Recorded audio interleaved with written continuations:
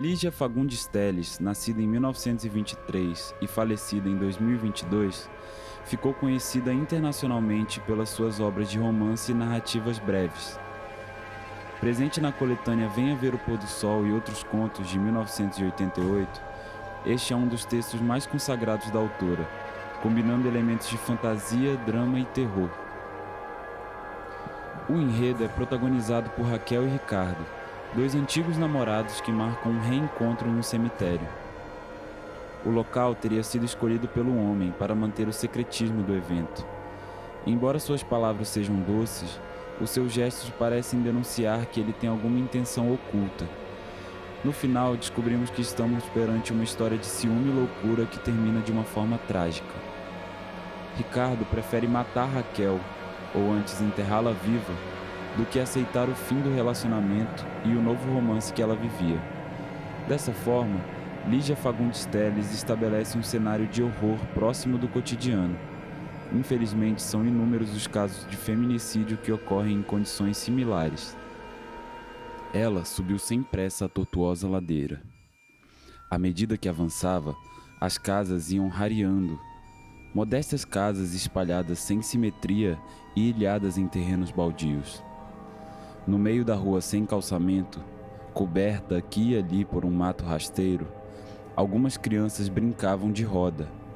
A débil cantiga infantil era a única nota viva na quietude da tarde. Ele a esperava encostado a uma árvore, esguio e magro, metido num largo blusão azul marinho, cabelos crescidos e desalinhados. Tinha um jeito jovial de estudante. Minha querida Raquel. Ela encarou-o séria e olhou para os próprios sapatos. Veja que lama. Só mesmo você inventaria um encontro num lugar desses. Que ideia, Ricardo, que ideia. Tive que descer do táxi lá longe. Jamais ele chegaria aqui em cima. Ele riu entre malicioso e ingênuo. Jamais? Pensei que viesse vestido esportivamente e agora me aparece nessa elegância. Quando você andava comigo, usava uns sapatões de 7 léguas, lembra? Foi para me dizer isso que você me fez subir até aqui? Perguntou ela, guardando as luvas na bolsa. Tirou um cigarro. Hein?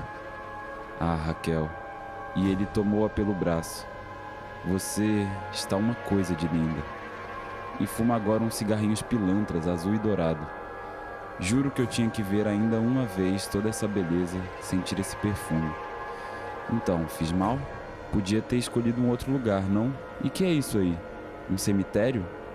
Ele voltou-se para o velho muro arruinado. Indicou com o olhar o portão de ferro, carcomido pela ferrugem.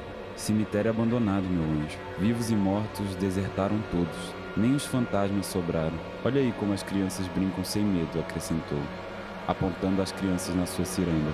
Ela tragou lentamente, soprou a fumaça na cara do companheiro. Ricardo e suas ideias. E agora, qual o programa?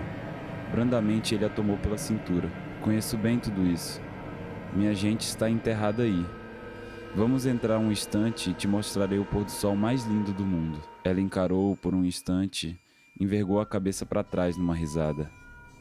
Ver o pôr do sol.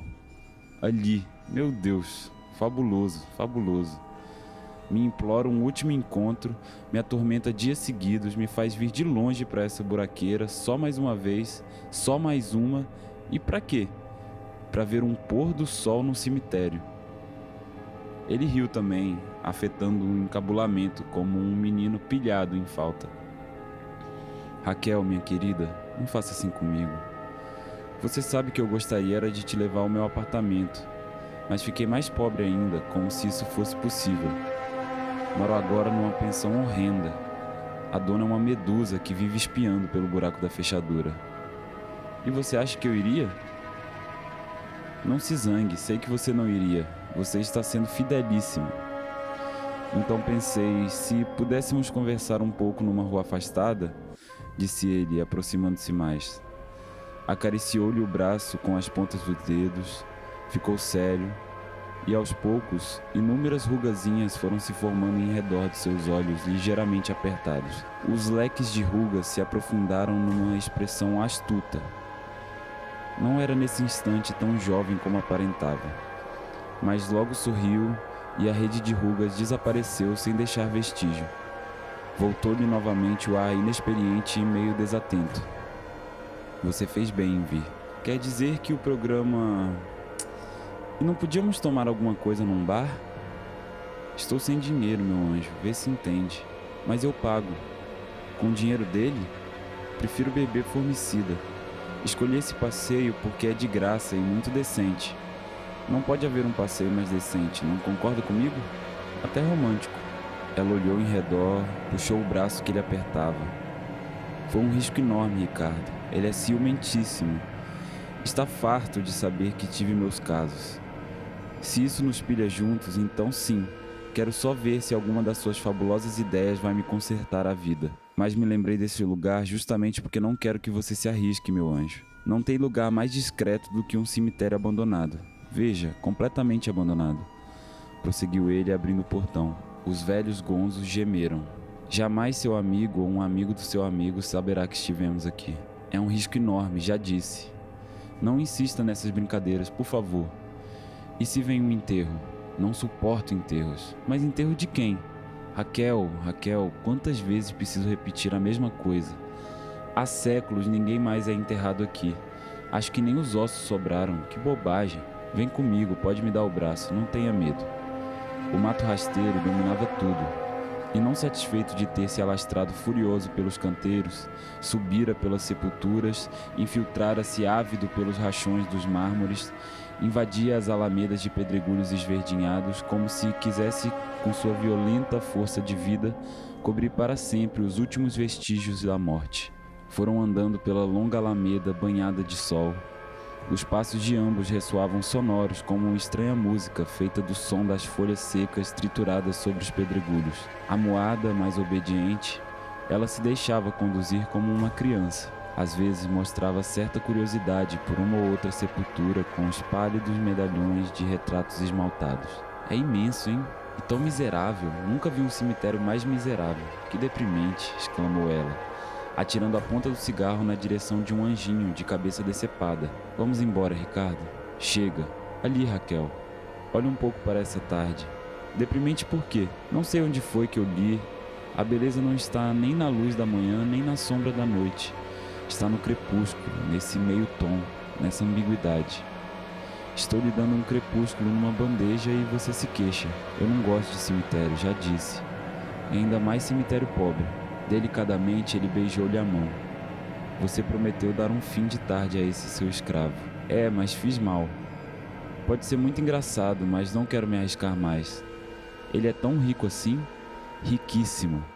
Vai me levar agora numa viagem fabulosa até o Oriente. Já ouviu falar no Oriente? Vamos até o Oriente, meu caro. Ele apanhou um pedregulho e fechou-o na mão. A pequenina rede de rugas voltou a se estender em redor dos seus olhos. A fisionomia, tão aberta e lisa, repentinamente escureceu, envelhecida. Mas logo o sorriso reapareceu e as rugazinhas sumiram.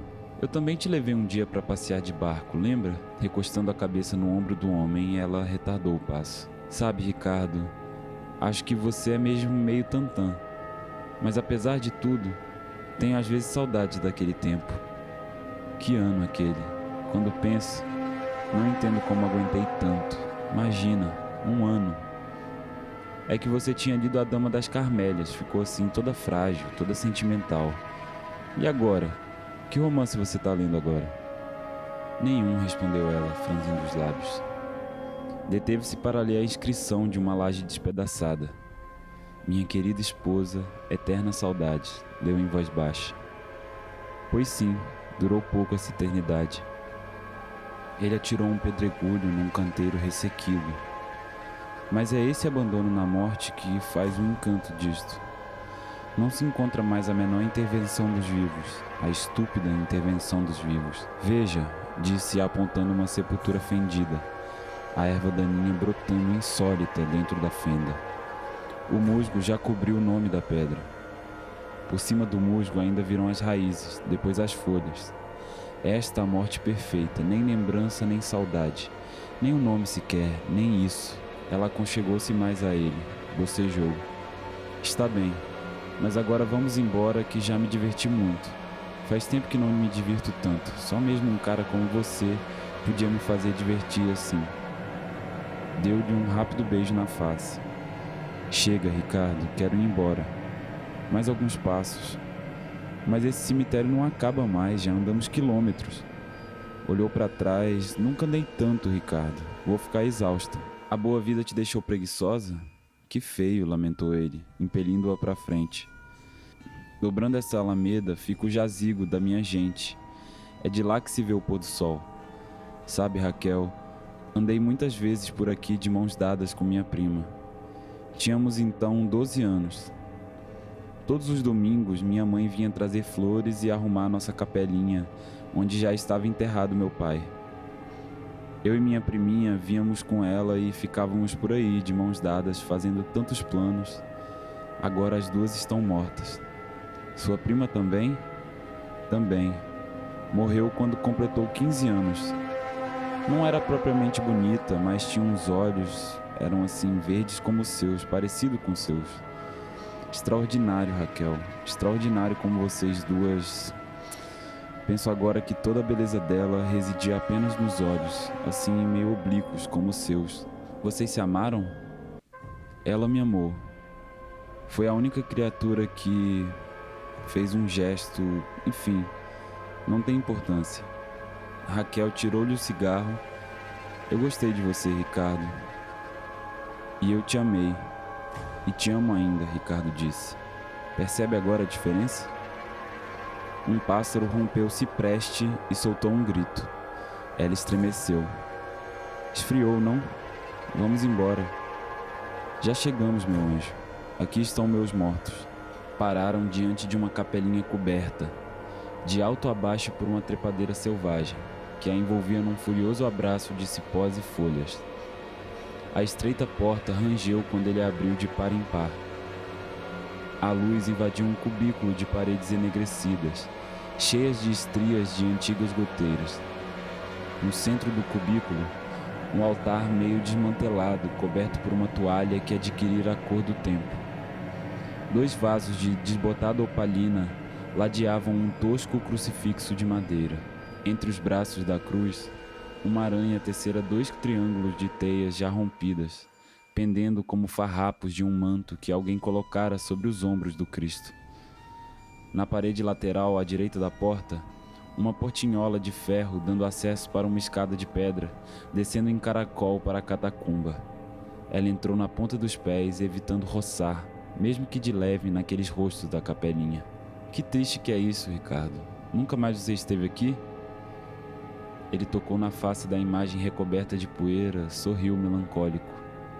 Sei que você gostaria de encontrar tudo limpinho, flores nos vasos, velas, sinais da minha dedicação, certo? Mas já disse que o que mais amo neste cemitério é precisamente esse abandono, esta solidão. As pontes com o outro mundo foram cortadas e aqui a morte se isolou total, absoluta. Ela adiantou-se e espiou através das enferrujadas barras de ferro da portinhola. Na semi-obscuridade do subsolo, os gavetões se estendiam ao longo de 4 paredes que formavam um estreito retângulo cinzento. E lá embaixo?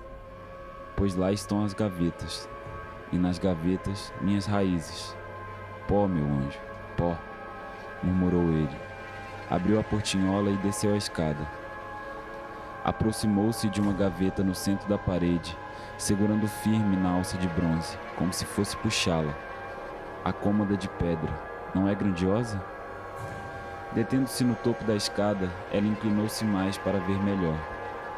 Todas essas gavetas estão cheias? Cheias? Só as que têm retrato e a inscrição, está vendo? Nessa está o retrato da minha mãe. Aqui ficou minha mãe, prosseguiu ele, tocando com as pontas dos dedos num medalhão esmaltado, embutido no centro da gaveta. Ela cruzou o braço, falou baixinho, um ligeiro tremor na voz. Vamos, Ricardo, vamos. Você está com medo. Claro que não. Estou com frio. Suba e vamos embora, estou com frio. Ele não respondeu. Adiantara-se até um dos gavetões na parede oposta e acendeu um fósforo. Inclinou-se para o medalhão frouxamente iluminado. A priminha Maria Emília. Lembro-me até do dia em que tirou esse retrato. 2 semanas antes de morrer. Prendeu os cabelos com uma fita azul e veio se exibir. Estou bonita? Estou bonita? Falava agora consigo mesmo, doce e gravemente. Não é que fosse bonita, mas os olhos... Venha ver, Raquel. É impressionante como tinha os olhos iguais aos seus. Ela desceu a escada e encolhendo-se para não esbarrar em nada. Que frio faz aqui. E que escuro, não estou enxergando. Acendendo outro fósforo, ele ofereceu à companheira. Pegue, dá para ver muito bem. Afastou-se para o lado. Repare nos olhos. Mas está tão desbotado, mal se vê que é uma moça. Antes da chama se apagar, aproximou-a da inscrição feita na pedra. Leu em voz alta, lentamente, Maria Emília, nascida em 20 de maio de 1800 e falecida. Deixou cair o palito e ficou um instante imóvel. Mas esta não podia ser sua namorada. Morreu há mais de 100 anos. Um baque metálico decepou-lhe a palavra pelo meio. Olhou em redor. A peça estava deserta. Voltou o olhar para a escada. No topo, Ricardo a observava por detrás da portinhola fechada. Tinha seu sorriso, meio inocente e meio malicioso. Isso nunca foi o jazigo da sua família, seu mentiroso. Brincadeira mais cretina, exclamou ela, subindo rapidamente a escada. Não tem graça nenhuma, ouviu? Ele esperou que ela chegasse quase a tocar no trinco da portinhola de ferro. Então deu uma volta à chave, arrancou-a da fechadura e saltou para trás. Ricardo, abre isso imediatamente, vamos! Imediatamente, ordenou, torcendo o trinco. Detesto esse tipo de brincadeira, você sabe disso. Seu idiota, é no que dá seguir a cabeça de um idiota desse. Brincadeira mais estúpida. Uma reste de sol vai entrar pela finca da porta. Tem uma frixa na porta.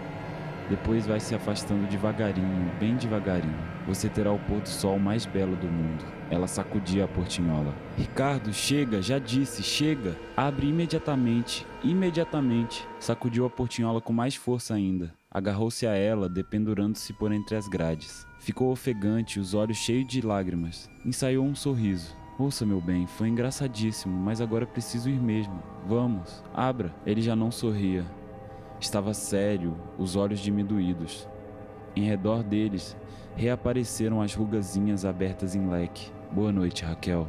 Chega, Ricardo, você vai me pagar, gritou ela, estendendo os braços por entre as grades, tentando agarrá-lo. Cretino, me dá a chave dessa porcaria, vamos, exigiu, examinando a fechadura nova em folha. Examinou em seguida as grades cobertas por uma crosta de ferrugem. Imobilizou-se, foi erguendo o olhar até a chave que ele balançava pela argola como um pêndulo. Encarou-o, apertando contra a grade a face sem cor.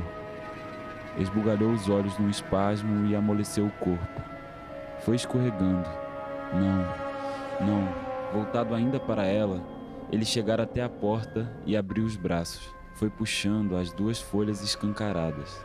Boa noite, meu anjo. Os lábios dela se pregavam um ao outro, como se entre eles houvesse cola. Os olhos rodavam pesadamente numa expressão embrutecida. Guardando a chave no bolso, ele retomou o caminho percorrido.